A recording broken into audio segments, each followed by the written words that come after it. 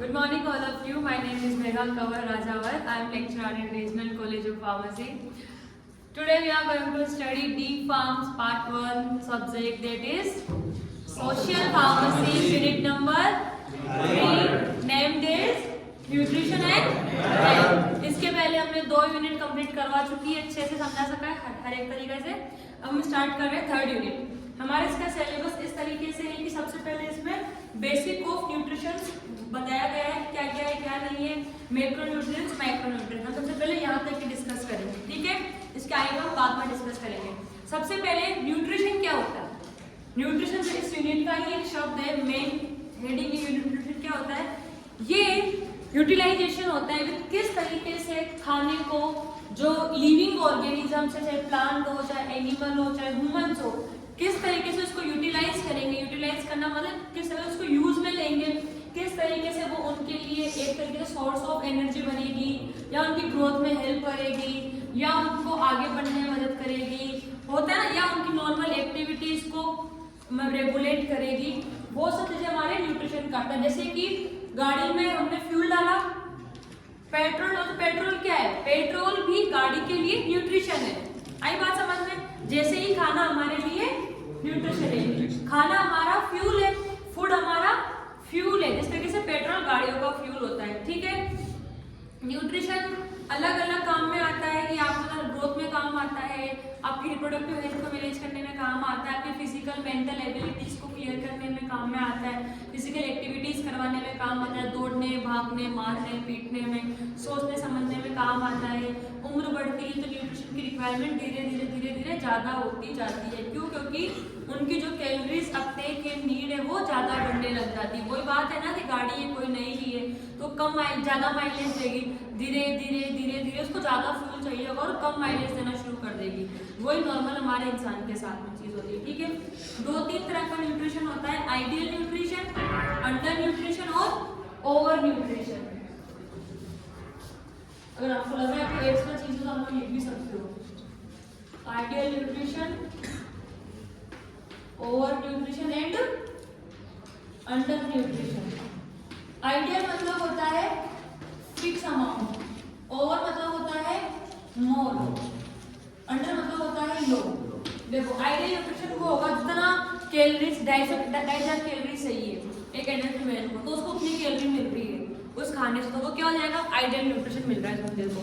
अगर उसको ज्यादा न्यूट्रिशन मिल रहा है, जितना चाहिए उसे 2500 चाहिए, उसको 3000 कैलोरीज मिल रही है, तो वो उसके लिए ज्यादा हो जाएगा और उसको हम बोलेंगे ओवर न्यूट्रिशन। ओवर ऐसे मतलब ज्यादा ओवर कर रही है, तो ऐसे बोलते हैं ना, और मतलब कुछ ज्यादा ही हो रही है चीज हो। अंडर मतलब क्या होता है, नीचे मतलब ये होगा कम, तो फिर अंडर न्यूट्रिशन मतलब होगा जितना हमें चाहिए, रिक्वायरमेंट है उससे कम न्यूट्रिशन हमें मिल पा रहा है, ठीक है। अगर केमिस्ट्री के अंदर केमिस्ट्री हो गई, इकोलॉजी अपनी सब्जेक्ट आएगी, HAP, इन सब के अंदर हम मेटाबॉलिज्म पढ़ते हैं, और बाकी जब बायोकेमिस्ट्री आएगी उसके अंदर मेटाबॉलिज्म मतलब है किसी से टूट रहा है, उससे क्या बन रहा है, कैसे एनर्जी बन रही है, ठीक है। जैसे कार्बोहाइड्रेट टूट के ग्लूकोज बनता है, तो वो सब बनना हम सब किसमें पढ़ेंगे, बायोकेमिस्ट्री में पढ़ने वाले, ठीक है। तो इसकी डिफाइन भी बोल सकते हैं कि nutrition is defined as the science of taking and utilising food and its relationship to health. कैसे खाना खा रहे हैं और हेल्थ पे क्या प्रभाव डाल रहा है, इस रिलेशनशिप को भी हम न्यूट्रिशन बोल सकते हैं, ठीक है।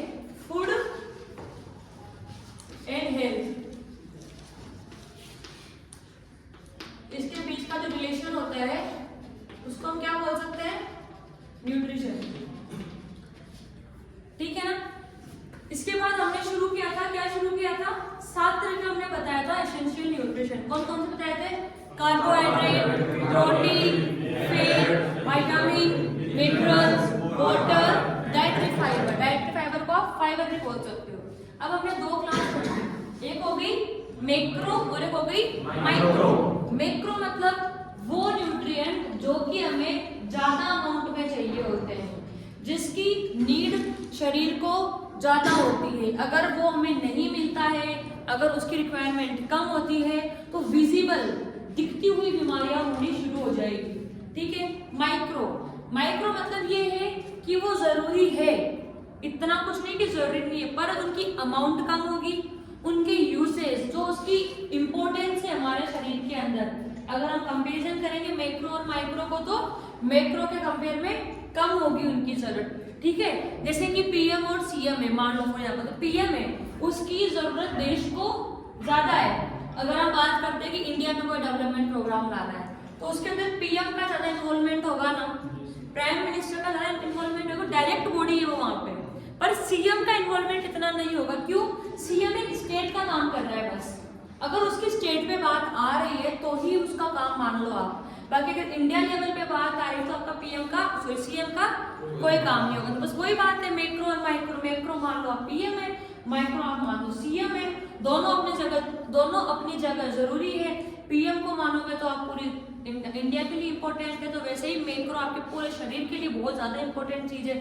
चाहे कोई सा भी पार्ट हो शरीर का, हाथ हो, पैर हो, नाक हो, कान हो, चलना हो, फिरना हो, रोना हो, कुछ भी हो, ठीक। और माइक्रो की बात करोगे तो वो भी जरूरी है। सीएम कितनी बड़ी बॉडी होती है शरीर के अंदर, जरूरी होती है ना एक स्टेट पॉलिटिक्स के अंदर, उसी तरीके से माइक्रो भी हमारे लिए जरूरी होता है। लेकिन जब पूरे शरीर के टर्म में बात करेंगे तो वो मैक्रो इतना इंपॉर्टेंट नहीं होगा, ठीक है ना। समझ में आ रहा है क्या कहना चाह रही हूँ आप लोगों को, ठीक। अब हमने स्टार्ट किया है सबसे पहले कार्बोहाइड्रेट, ये या प्रोटीन शुरू किया, क्या शुरू किया था पहले? कार्बोहाइड्रेट, ठीक है।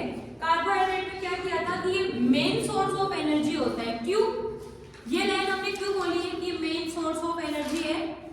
ये लाइन हमने इसलिए बोली है क्योंकि जब कार्बोहाइड्रेट ब्रेक डाउन होता है, ब्रेक डाउन एक सिग्मिक एसिड पाथवे आएगा आपकी बायोकेमिस्ट्री में, साइकिल आएगी पूरी, एटीपी एडीपी वगैरह बनेगी, ठीक। तो उसके अंदर लास्ट जो उसका प्रोडक्ट होगा ना उस साइकिल में, वो होगा ग्लूकोज।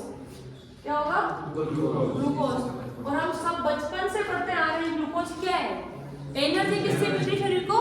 ग्लूकोज से। तो मैंने ये लाइन बोली ना कि main source of energy carbohydrate क्या है? Main source of energy. क्यों है? क्योंकि इससे ग्लूकोज बन रहा है और ग्लूकोज ही हमारे शरीर की सारी एनर्जी रिक्वायरमेंट्स को कंप्लीट कर रहा है, ठीक है। ग्लूकोज ही हमारे शरीर में एक तरीके से एनर्जी देने का काम कर रहा है, ठीक। एक जो अगर आप 1 ग्राम मानोगे कार्बोहाइड्रेट का तो कितनी एनर्जी दे रहा है आपको? 4 kcal पर ग्राम, ठीक है। आप लोगों की कैलोरीज पढ़ी है, कैलोरी क्या होती है? कैलोरीज वो यूनिट होती है, calories are those unit which are used to give us nutritive value. जैसे कि किलोमीटर एक नापने की वो है ना, रेंज है, डिस्टेंस को किलोमीटर में मानेंगे, नापेंगे, उस तरीके से हमारी एनर्जी है वो हम किसके अंदर नाप के चल रहे हैं? और कैलोरीज में नाप के चल रहे हैं, ठीक। इतनी कैलोरीज आएगी तो हमारा शरीर अच्छे से काम करेगा, 2500 कैलोरी आएगी तो अच्छे से काम करेगा, ठीक है ना। कैलोरीज एक यूनिट है जो कि बताएगा हमें कि हमारे शरीर को इतना एनर्जी चाहिए, इतना फ्यूल चाहिए, इतना ये सब कुछ चाहिए प्रॉपर वर्किंग करवाने के लिए शरीर को, ठीक है। तो 4 किलो कैलोरीज पर ग्राम मिलता है हमें किससे? कार्बोहाइड्रेट, ठीक। कार्बोहाइड्रेट किस किस से मिलकर बनता है? Carbon, hydrogen, oxygen. नाम में आ रहा है कार्बोहाइड्रेट, कार्बो मतलब कार्बन, हाइड्रेट, हाइड्रेट H2O होता है तो O और H। पर इसके अंदर याद रखने वाली बात है कि इसमें H2O की रिएक्शन नहीं होती, पानी नहीं बनता है इसमें, क्योंकि जो अमाउंट ऑफ ऑक्सीजन होता है ना, ऑक्सीजन जितना चाहिए होता है हाइड्रोजन से जुड़ने के लिए उतना नहीं होता है। तो अगर इम्बैलेंस होगा तो ऑब्वियस सी बात है पानी नहीं बनने वाला वहां पे, ठीक। तो H2O नहीं बनेगा और ये किस किस से मिलकर बनता है? Carbon, hydrogen and oxygen. ये हमारी बॉडी को मेंटेन करने के बहुत ज्यादा जरूरी होता है, ठीक है। हमारी बॉडी में प्रोटीन, फैट ये सब जरूरी, पर उनसे ज्यादा जरूरी क्या है? आपके कार्बोहाइड्रेट, ठीक है।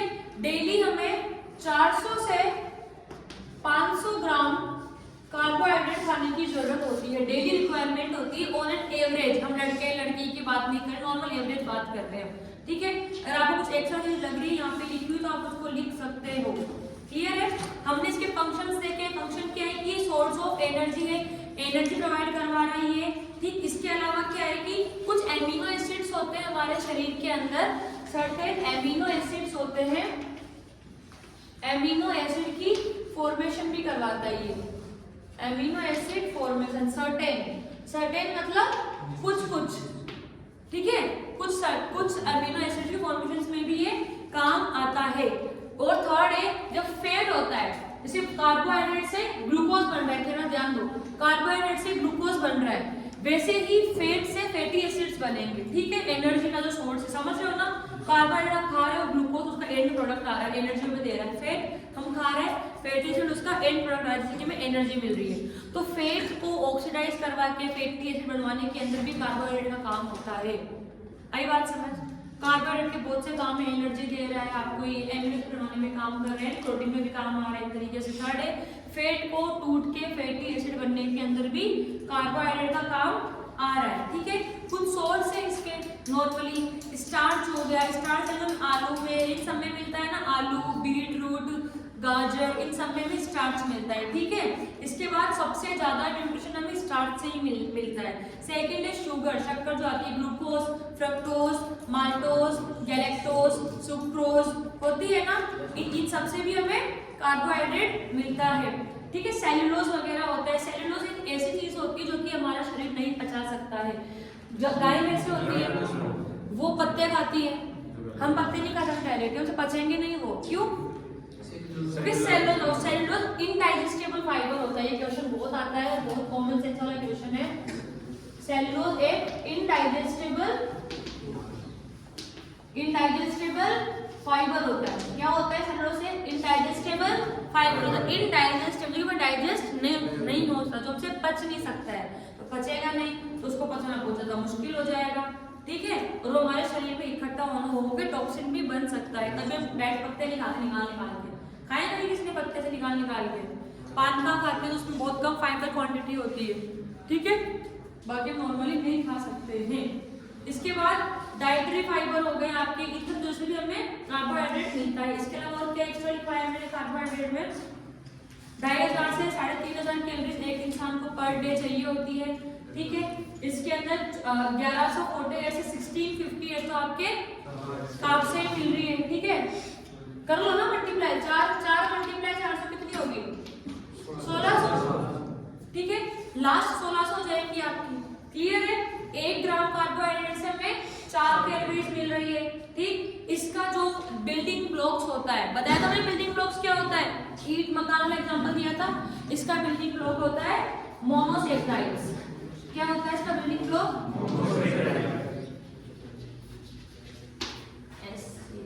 मोनोसेक्राइड्स इसके बिल्डिंग ब्लॉक्स होते हैं। बहुत सारे मोनोसेक्राइड आते हैं, जुड़ते हैं, पॉलीसेक्राइड्स बनते हैं। पॉलीसेक्राइड बनने के बाद में वो कहीं जाके एक कार्बोहाइड्रेट बनाते हैं, ठीक। ये हमने कार्बोहाइड्रेट इतना ही किया था, ठीक। सेकंड हम आ गए थे प्रोटीन पे। प्रोटीन एक बहुत जरूरी चीज है हमारी ग्रोथ करवाने के लिए, शरीर की मेंटेनेंस करने के लिए। डीएनए, आरएनए जो कुछ भी बन रहे हैं वो सब प्रोटीन की हेल्प से ही बन रहे हैं, क्यों?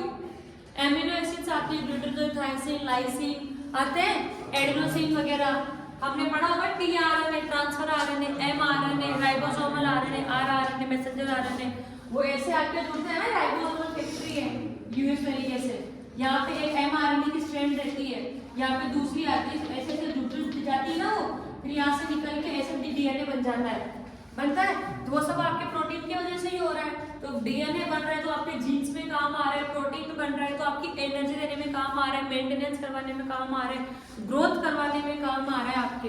तो कार्बोहाइड्रेट तो आपके मेनली सोर्स एनर्जी का था, उसके बाद प्रोटीन आपके मेंटेनेंस, ग्रोथ, उन सब में था। जो हमारे शरीर का वजन होता है, मान लो कोई आदमी 100 किलो का है तो उसका 20 किलो वजन सिर्फ प्रोटीन की वजह से ही होगा, ठीक है। 20% of weight of a man is only due to protein. Clear है ये चीज? ये कॉम्प्लेक्स होते हैं, ये कॉम्प्लेक्स ही हमें देखा है ना कि एक पे दूसरा एंटी आके जुड़ रहा है, तो कॉम्प्लेक्स मॉलिक्यूल हो गया एक तरीके से, ठीक। कॉम्प्लेक्स कंपाउंड होता ही है। इसके अलावा क्रिस्टलाइन फॉर्म के अंदर ज्यादा पाया जाता है हमें प्रोटीन, ठीक है। अगर कुछ एक्स्ट्रा लगा आप लिख भी सकते हो, क्रिस्टलाइन फॉर्म में हमें एक्स्ट्रा मिलता है ये। इसके अलावा इसके अंदर भी carbon, nitrogen, oxygen, hydrogen, sulphur, क्या क्या होता है इसमें? कार्बन, सबसे पहले याद कार्बन, हाइड्रोजन, ऑक्सीजन, तीनों याद रखो, उसमें भी थे कार्बोहाइड्रेट। फिर एक्स्ट्रा क्या है इसमें? सल्फर और नाइट्रोजन, ठीक है। ये सब मिलके आपका प्रोटीन बनाते हैं, जिसके अंदर सबसे ज्यादा होगा कार्बन, फिर उससे कम होगा नाइट्रोजन, उससे कम होगा ऑक्सीजन, उससे कम होगा हाइड्रोजन और उससे भी कम होगा आपके सल्फर। क्लियर है? फॉस्फोरस वगैरह भी होता है इनमें, आयरन वगैरह भी होता है इनके अंदर, ठीक है। ये इसका बिल्डिंग ब्लॉक्स क्या है प्रोटीन का? प्रोटीन का बिल्डिंग ब्लॉक्स क्या है? Amino acids. बताया ना मैंने, एमिनो एसिड मिलके बनते हैं। तो प्रोटीन का बिल्डिंग ब्लॉक हो गया आपके एमिनो एसिड। बहुत सारे, इस एमिनो एसिड से इस एमिनो एसिड से ये वाला एमिनो एसिड जुड़ रहा है ना, तो एक बॉन्ड के थ्रू जुड़ेंगे और इस बॉन्ड को हम बोलते हैं पेप्टाइड बॉन्ड। ये आपके सब बायोकेमिस्ट्री में बहुत ज्यादा डीपली पढ़ने वाले हो, ठीक है। PEPTIDE, पेप्टाइड बॉन्ड के थ्रू आपके एमिनो एसिड जुड़ेंगे और जैसे ही आपके एमिनो एसिड जुड़ेंगे वो आपके प्रोटीन बनाना शुरू कर देंगे, ठीक है। हमारे बॉडी में दो तरह के प्रोटीन होते हैं, एसेंशियल प्रोटीन और non essential protein. Essential protein, non essential protein, proteins क्या होते हैं? जो शरीर में बन रहे हैं या फिर नहीं बन रहे हैं? जो शरीर में बन रहे हैं वो कौन से प्रोटीन होते हैं? Non essential. जो शरीर में नहीं बन रहे हैं वो कौन से होते हैं? एसेंशियल। कितने तरह के प्रोटीन होते हैं? 20 तरह के, ठीक। इन 20 में से 8 आपके एसेंशियल होंगे, मतलब जो शरीर के बाहर बन रहे हैं, जो शरीर में नहीं बन रहे हैं। वेरी गुड, बहुत अच्छी चीज है, आप लोगों को याद है तो, ठीक। नॉन एसेंशियल हो गया, एसेंशियल हो गया। और अगर कोई प्रोटीन है, ठीक, अगर हमने एक टर्म दी बायोलॉजिकल कंप्लीट, ये एक टर्म है,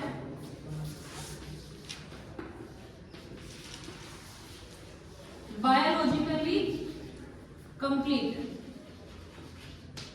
अगर हमने किसी चीज को यहाँ, अगर हमने किसी प्रोटीन को बोला ना, लिखो नहीं टर्म है, किसी प्रोटीन को हमने बोला कि ये प्रोटीन तो बायोलॉजिकली कंप्लीट है, ठीक है, तो इसका मतलब क्या होगा?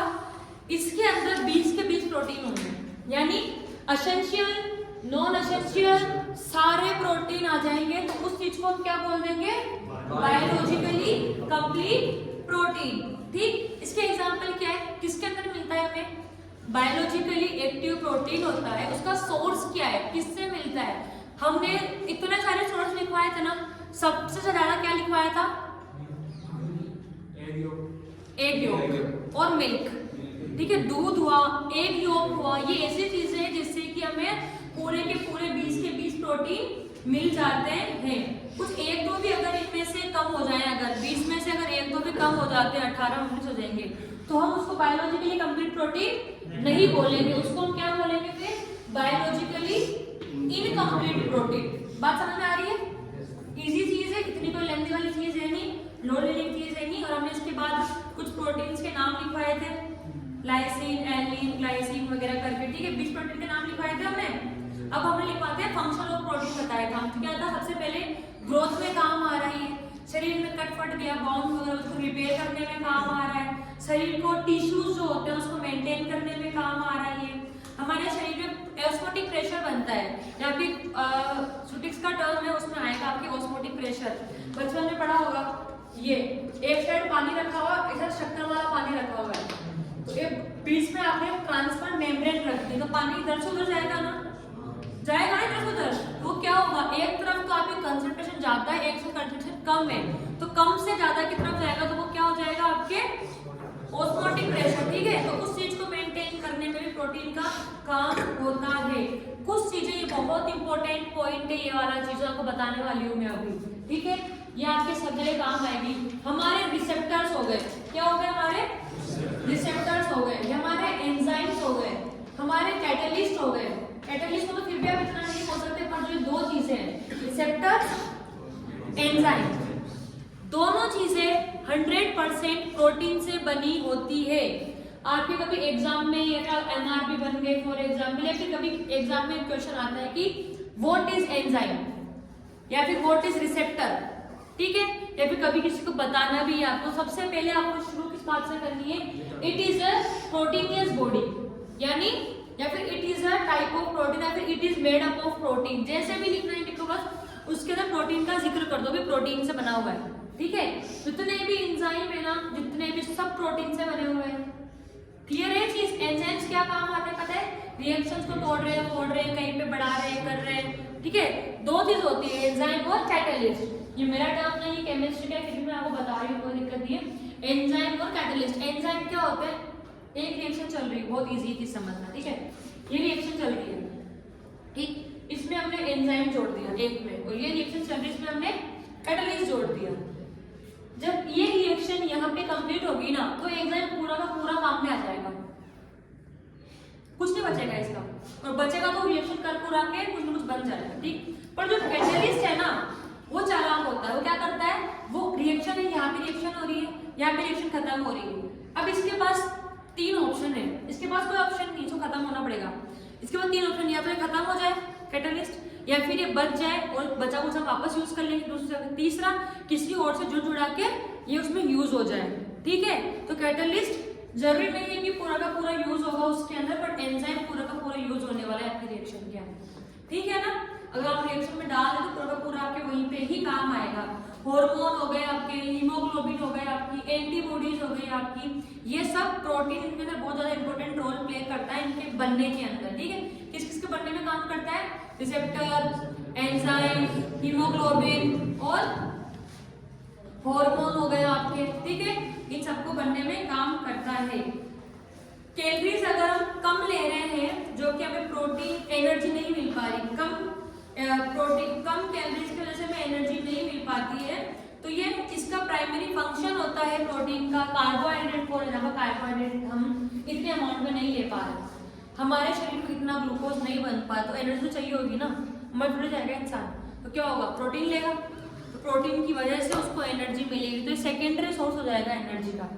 कार्बोहाइड्रेट काम में आएगा, जैसे ही कार्बोहाइड्रेट खत्म हो जाएगा हमारे शरीर में कार्बोहाइड्रेट कमी आना शुरू हो जाएगी, हमारे खाने में इसमें कार्बोहाइड्रेट नहीं मिलेगा, तो उसके बाद में क्या होगा, उसके बाद में हमारा शरीर किससे एनर्जी लेना शुरू करेगा, प्रोटीन से एनर्जी शुरू। और अगर शरीर ने प्रोटीन से एनर्जी लेनी शुरू कर तो बीमारियां आनी शुरू हो जाएगी। वही बात है ना कि एक तो आप जिस पे डिपेंडेंट आप उससे काम करवा रहे हो बार बार, और उससे नहीं करवा रहे किसी और से करवाने लगोगे तो थोड़ा बहुत नोकझोंक तो होगी दोनों में, थोड़ी बहुत मिस कम्युनिकेशन तो आएगी ना, भी ऐसे करना है वैसे करना है, तो वही वाली बात है। शरीर को मेन एनर्जी कार्बोहाइड्रेट से ही चाहिए, अगर कार्बोहाइड्रेट से एनर्जी नहीं दे पा रहे, कम हो गया, खत्म हो गया, शरीर में नहीं आया तो क्या होगा, उसको एनर्जी तो लेनी पड़ेगी, एनर्जी फिर प्रोटीन से लेगा, प्रोटीन से एनर्जी लेगा तो थोड़ा बहुत उसके बुरा हाल होना शुरू हो जाएगा शरीर का, ठीक है, पीला होना शरीर, ये सब हो जाएगा।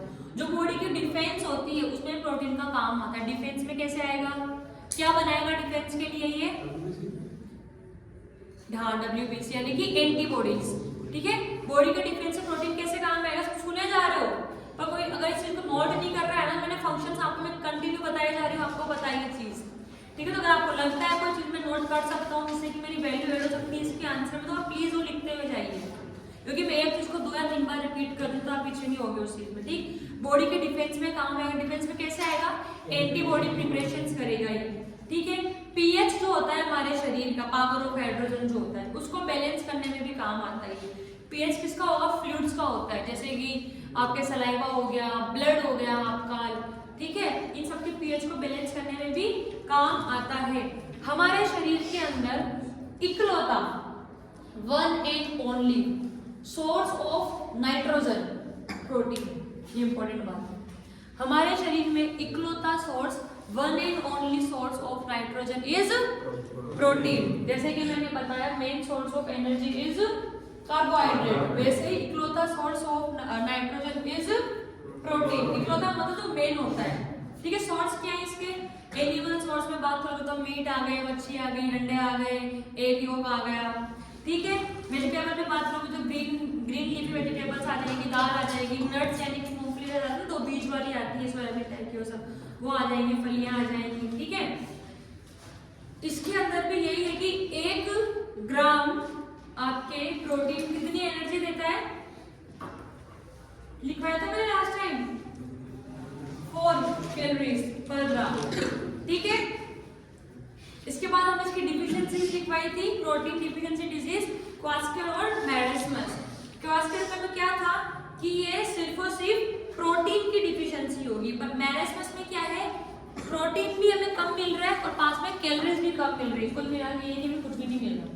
अगर हमें कुछ भी नहीं मिल रहा तो हमें मैरेस्मस हो जाएगा। क्या होता है मैरेस्मस, मतलब कि जो शरीर है ना उसको प्रोटीन चाहिए, और हम प्रोटीन की बात कर रहे हैं, तो अगर प्रोटीन नहीं मिल रहा है उसको, मान लो सिर्फ प्रोटीन नहीं मिल रहा, carbohydrate, vitamin, minerals, water, fibre सब अच्छे अमाउंट में मिल रहे हैं, ठीक है, सब कुछ ठीक है, तो उसको कौन से वाले देंगे, उसको क्वास्मट हो जाएगी, ठीक, क्वास्मट हो जाएगी। तो उसके बाद अगर उसको प्रोटीन नहीं मिल रहा, ठीक, पहला पॉइंट तो ये।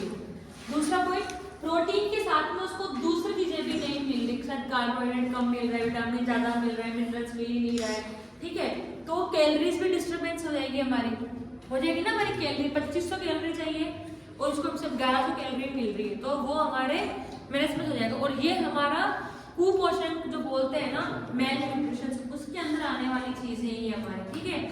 जो मैनेजमेंट है वो आपके छोटे 1 साल से छोटे बच्चों को होती है, मोस्टली उन्हीं में दिखनी शुरू हो जाएगी, तो पेट फूल जाता है, होता है ना, सिर ऐसा बड़ा सा हो गया, आंखें लाल हो रही है, इस तरीके से होने लग जाता है। क्वासिकल के अंदर क्या होता है, इसके अंदर जो सोचने समझने की क्षमता है बच्चे की वो जाने लग जाती है, लाल कलर के बाल होने शुरू हो जाते हैं, सिर के, आंखों के यहाँ के बाल अलग अलग कलर के शुरू होती है, पिगमेंटेशन लॉस होता है, उनका जो मेलानिन हार्मोन होता है हमारे शरीर में काला करता है, गोरा करता है, बैलेंस रखता है, उसकी कमी होनी शुरू हो जाती है। तो इसको बचने के लिए बैलेंस डाइट लेनी पड़ेगी, जो आगे पढ़ेंगे, मैं बैलेंस डाइट का टॉपिक आएगा। प्रोटीन के बाद में क्या है आपके, फैट है। फैट क्या होता है, फैट से क्या बनता है, फैटी एसिड या फिर ग्लाइसरोल, ठीक। फैट से क्या बनता है, फैटी एसिड या फिर ग्लाइसरोल। इसकी किस किस से मिलकर बनता है फैट, कार्बन, हाइड्रोजन और ऑक्सीजन। किस किस से मिलकर बनता है, कार्बन, हाइड्रोजन और ऑक्सीजन। इसमें भी ऑक्सीजन क्या अमाउंट में रहेगा तो पानी नहीं बन पाएगा, ठीक है। फैट हमारे अगर 20 डिग्री सेल्सियस पे रखेंगे तो क्या रहेगा, लिक्विड रहेगा या फिर सॉलिड रहेगा, solid. Fat are solid at 20 degree Celsius, तो हम उसको बोलेंगे फैट है। जब भी हम ये चीज बोलते हैं कि फैट, तो हमारे दिमाग में पहली चीज ये आती है कि सॉलिड है वो चीज, लिक्विड फैट हमारे दिमाग में आती नहीं, चर्बी बहुत सारी गाड़ी आती है हमारे दिमाग में, पानी में चर्बी भी आती नहीं, ठीक। पर अगर कुछ चीजें हैं जो कि एक टेम्परेचर के ऊपर लिक्विड हो गई, अगर कोई फैट है और वो लिक्विड हो गया, तो उसको हम क्या टर्म यूज करेंगे, ऑयल। उसके लिए हम क्या टर्म यूज करेंगे, ऑयल्स, ठीक है। इसके अंदर बहुत ज्यादा कैलोरीज होती है। कार्बोहाइड्रेट में कितनी बड़ी थी, 4 कैलोरी, इसमें कितनी होगी, 9। सबसे ज्यादा फैट में मिलती है, सबसे ज्यादा किसमें मिलती है, हमें फैट में मिलती है। और ये हमारे स्टोर कहाँ पे रहता है, हमारे फैट स्टोर रहता है।